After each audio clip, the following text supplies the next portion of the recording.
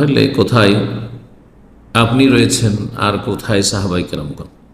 সাহাবাই কেরামদের মধ্যে যারা বদরে হাজির হয়েছেন অথবা অন্যান্য সাহাবাই কেরাম, যদি কোনো ভুল ত্রুটি গুনাহ হয়ে থাকে,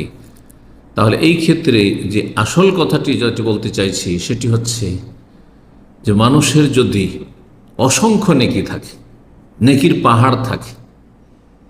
সাগর মহাসাগরের মতো নেকির পরিমাণ থাকে, আর তাতে সামান্য 1 ফোঁটা 2 ফোঁটা পেশাবের মতো যদি গুনাহ থাকে, 1টি 2টি গুনাহ থাকে, চিন্তা করুন তো দেখি, প্রবাহিত নদীতে অথবা সাগরে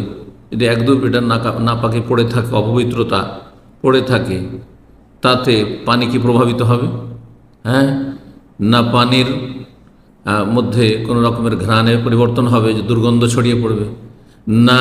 পানির রং বদলে যাবে, হ্যাঁ, না স্বাদ বদলে যাবে।